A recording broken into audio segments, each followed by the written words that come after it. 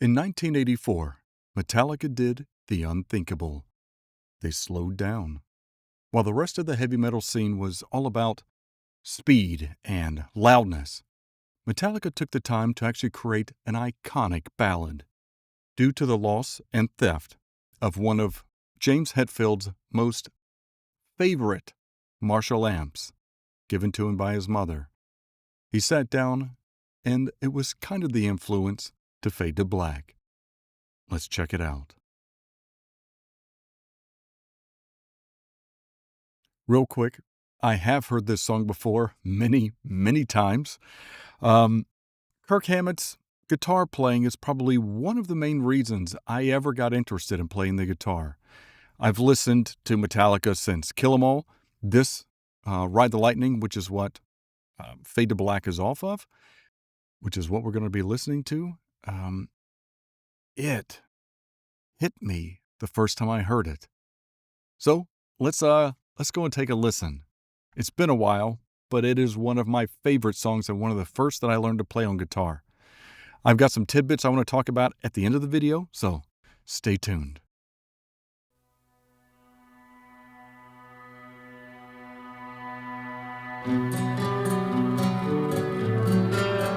That is such a beautiful way to start a song.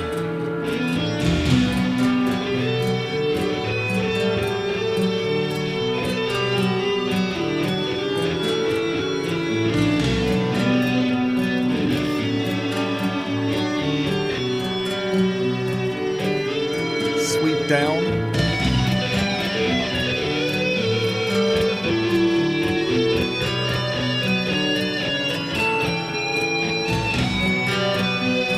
That is perfect.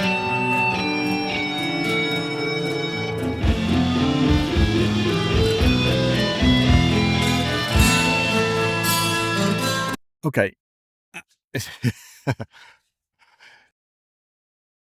I honestly think that I attribute some of my music appreciation and dedication to Metallica. You got to think, this song and this album came out in 1984. And if you were to hear it today, the production quality, the amount of time that went into creating such an iconic ballad is massively impressive. Metallica, James Hetfield's writing, Kirk Hammett's guitar, Lars Ulrich's drums at the time, Cliff Burton, and they all worked and still work so well together with the right lyrics. They've always been good at telling great stories, and this song particularly, bands did not like when they first heard it because it wasn't their normal thrash, heavy metal style of music. And coincidentally, during the production and creating this song, both James and Kurt complained because they hadn't used acoustic guitar that much. They didn't realize how sensitive they were to picking up the sounds externally outside of the guitar. So they actually had to learn to sit very still while they were playing this.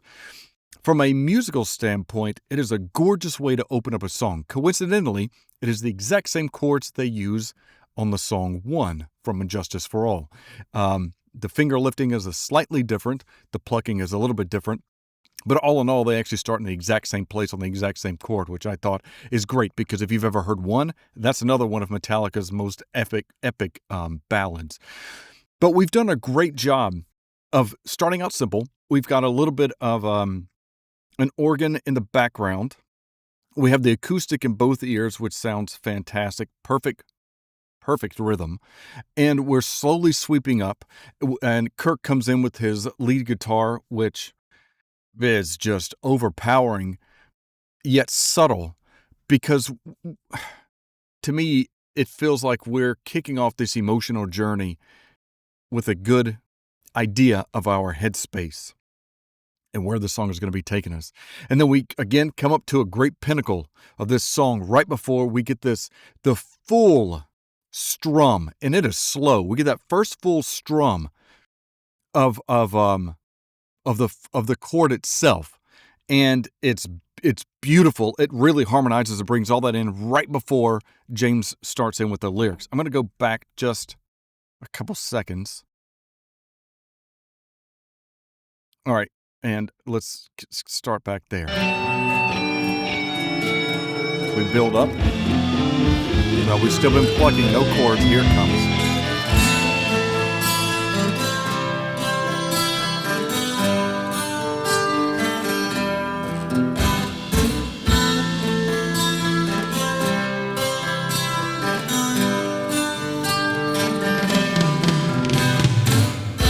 It's a perfect way to start a song. We get this extra lick in.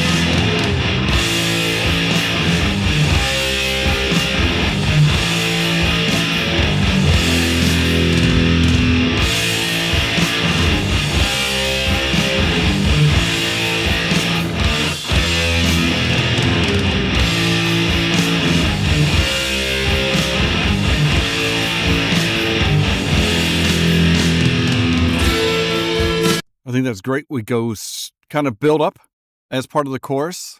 Not quite there yet. And now we're getting ready to sweep right back down to the original. Kirk comes straight in with a, we'll call it a solo. It's more like a transitional bridge with the lead guitar.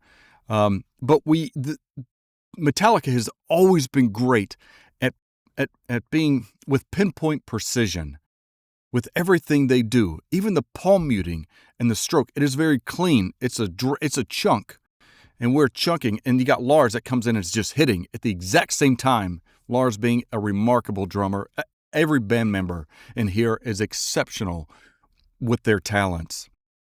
But again, I love that we've kind of built up, and then now we're sweeping back down, and we're going to continue on this melodic journey.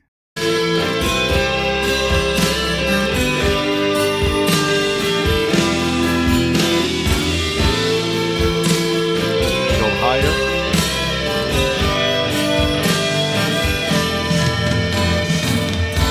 He's using the effect, and I always forget the name of this, but again, it's a dual tone. It's a single. Now, they could have recorded this as two different takes.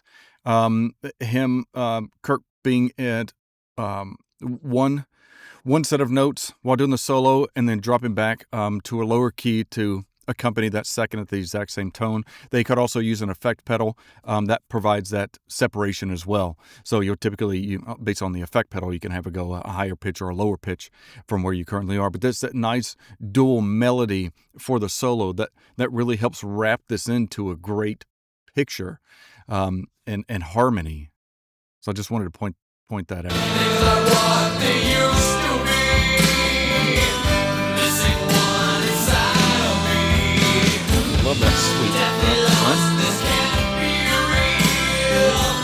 Can't stand this hate I feel. Emptiness is filling me to the point of agony. Growing darkness taking dawn. I was me, but now he's gone.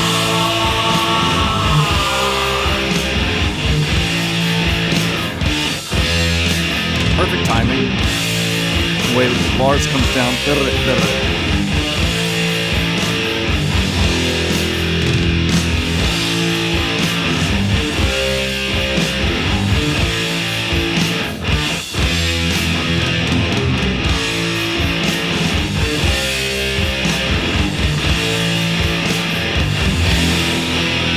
Okay, now we're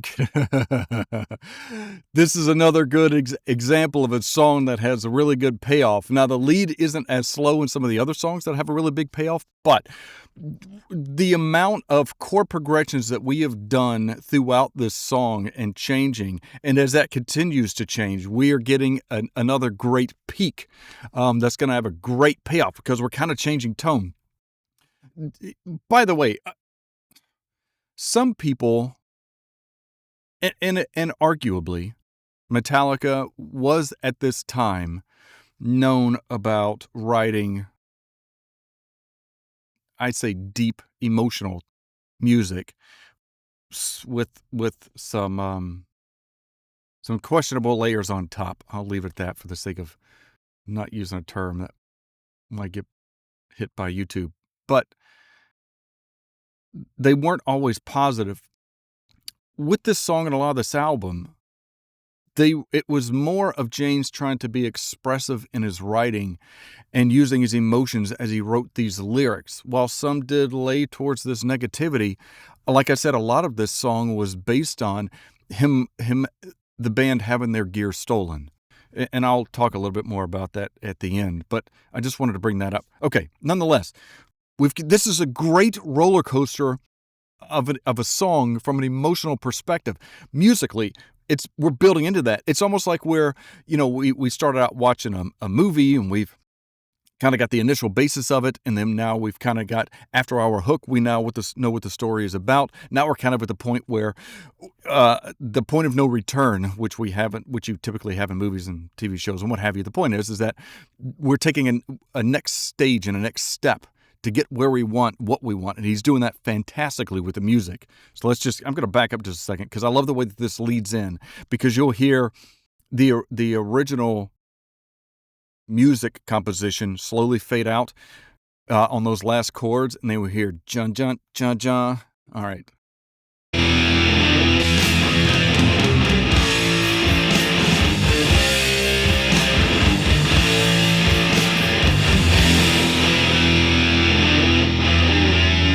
Love how that fades out. This comes in over top.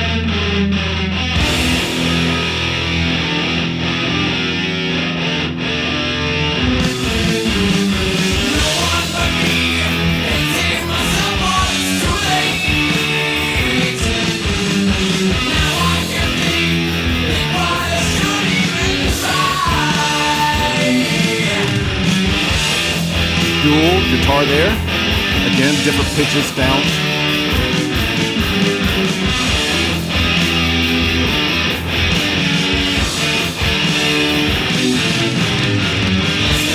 So actually, there may be 3.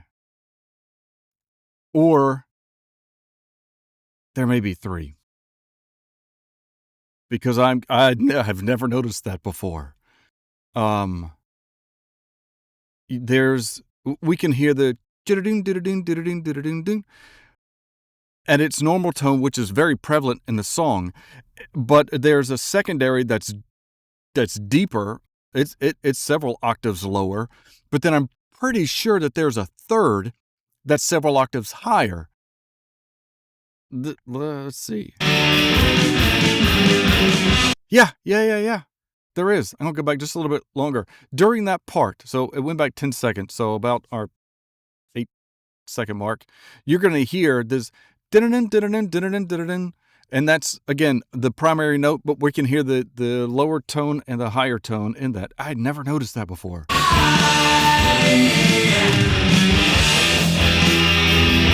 Yes.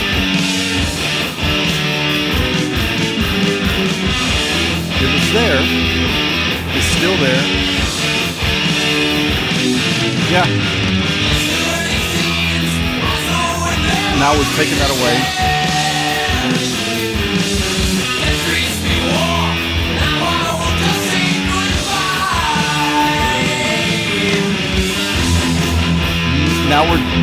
Now we've done another switch, which again, this whole song is a magnificent journey. This is one of the reasons that I fell in love with Metallica. I was like, you think back in the 80s, I'll get back to that in a minute. Be ranting on. So now we're now at if we were looking at this from a story perspective, like a movie, where we our point of no return, now we're kind of at the end. So we're at the back end of the movie, our third act. We're fading out as this song continues out. And I just love that they have changed this. It is a 3-act song. And so we're fully fading out in here. So we're changing the rhythm. Main notes are still in play, but nonetheless.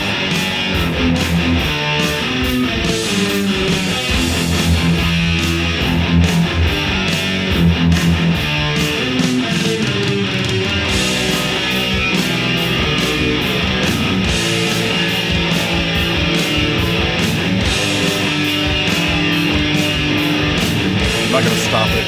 There's a few things I want to point out.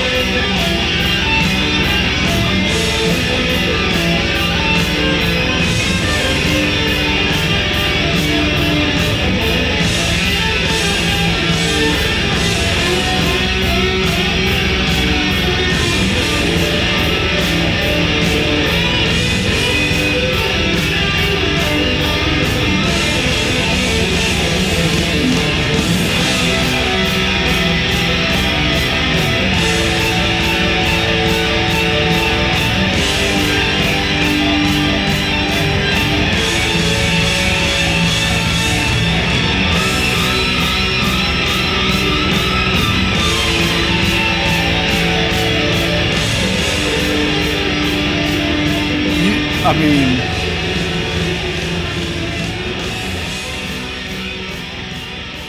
you can't.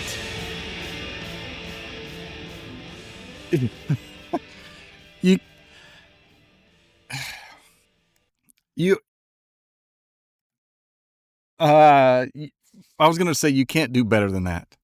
As far as this song is concerned, you could not do better than that. Let's see. I think this solo won him the top 24 guitar solos of all time. And you can see why. I want to go back and just, because the song has been out for so long, Metallica is so well known. I'm sure you've heard this before. But it is the perfect sequence of notes to end this song. Let me just go back a little bit. That wasn't far enough.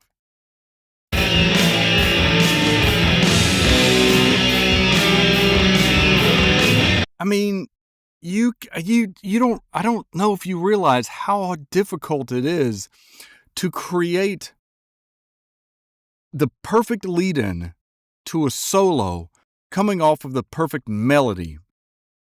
He squeaks it. I would say squeaks it in. He slides it in so harmoniously.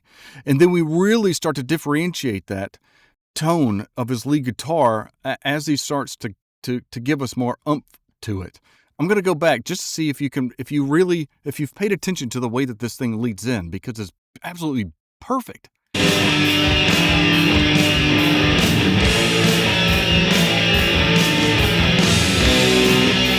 He's already kicked in. Yep. Perfect lead in. He's starting out slow.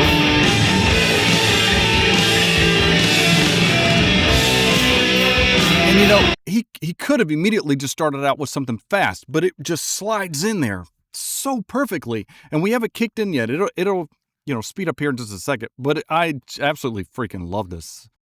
Love this. Like, we're fast there.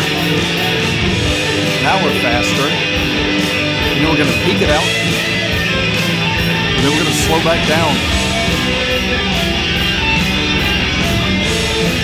And you have this chunking in between the chords that is so harmonious. Sweep down, sweep up. Pick it out. Let this just sit there. This double chunk.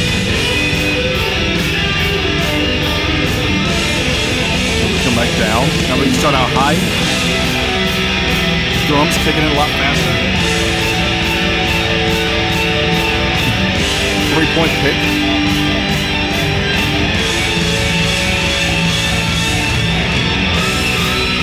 Again, we're letting that sit higher and longer.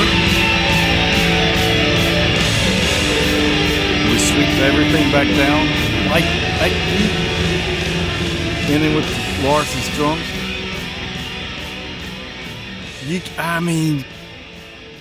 In the 80s, people, to be able to put together something that's so gorgeous, especially from a band that's so metal, they really, really did break the mold in that era for music because it was hard. It hit. It was metal.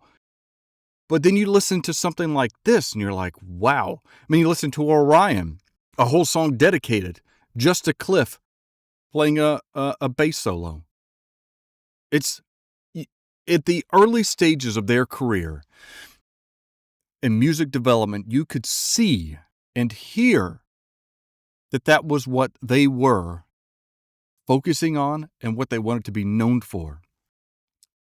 They could have stuck with the same 4 power chords, played it backwards one way, then played it forwards during the chorus, and then be done with it. And they didn't. While a lot of this is done with power chords, actually all of them, off of this, except for the main strumming in the beginning, I digress.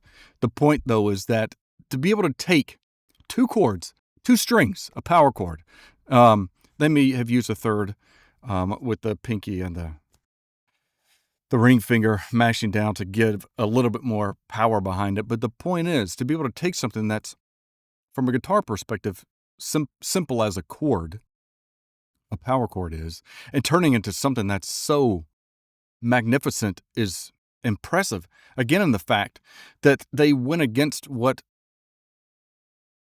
they were building their personas as by doing such an incredible rock ballad. In this whole album, the whole album was recorded in 3 weeks. I can't write, create, and record a song in 3 weeks. Now, I know they did some preparation, but my point is, if you've ever been in a recording studio, trying to knock out a whole album in 3 weeks, no. Especially nowadays, because there's so many things you can tweak and add in and EQ and blah, blah, blah, blah, blah. My point, though, is that even in 84, they still had that capability to some effect. But to have something so clean, clear, precise, produced, and being this epic in 84, to me, is just mind-boggling. But yeah, like I had briefly mentioned, the band, this song kind of came out of the Heartache from James Hetfield's favorite Marshall guitar amp getting stolen. And it was the amp that his mom had given him before she had passed away. So there's a lot of emotion in this song. It's gut-wrenching in some places, just musically and lyrically. And it really, they took the time with this album. There's so many songs that I agree off this album, but there's just the sequence that they have done is just impressive. And like I said, I think because I listened to Metallica so early, and it's a band that is so harmonious and complicated, that it kind of set me on a path to really only enjoying music that has heart behind it, talent behind it, and well-deserved respect.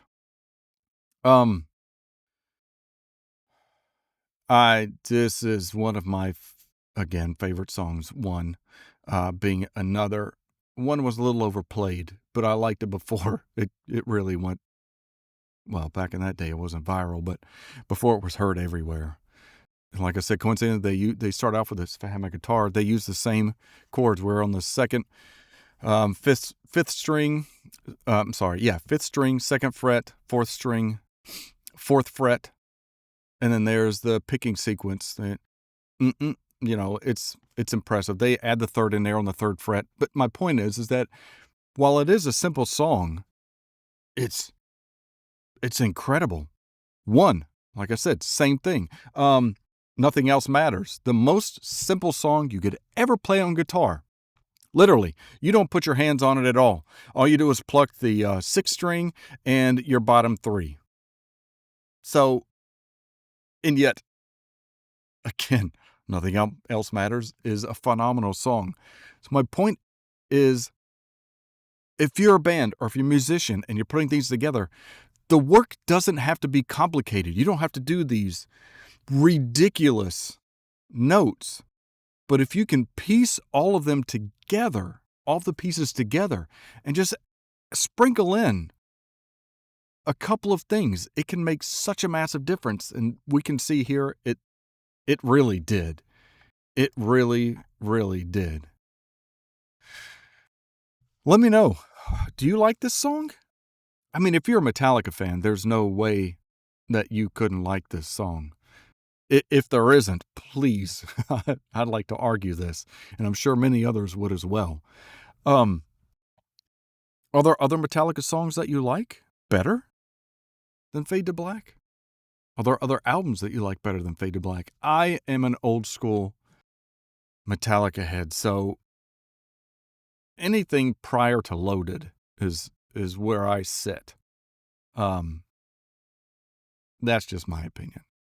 And so I actually have not heard, I don't think I've heard any other songs after their album Loaded. So if there are some that you think I should revisit that do deserve a little bit of time and input, let me know. I'd love to do them. If there are, they need to be good. Did you not like this song? Did you not like my take on it? Musically, I think it's just one of the most impressive. I didn't focus on the lyrics, because I understand the story behind it, and just having this loss and this fear and not even having the will to live. They've got nothing more to give. It's like some people, you get to a point where something simple or catastrophic can really set you on a different path and a different frame of mind. And this is another one of those songs that, regardless of the lyrics and the original story behind it, it's something that can still be relatable today. Again, you lyricists out there, put meaning behind the lyrics. Don't just write something because it rhymes. It doesn't have to rhyme. It needs to have a heart. And this song, in every aspect, has a heart. James Hetfield's perfect. Delivery, voice and delivery, perfect. Kirk Hammett, perfect. They all knock it out of the park. Let me know what you think. Are there any other bands or songs I should listen to and discuss? I greatly appreciate you taking the time to watching Melodic Logic. Take care.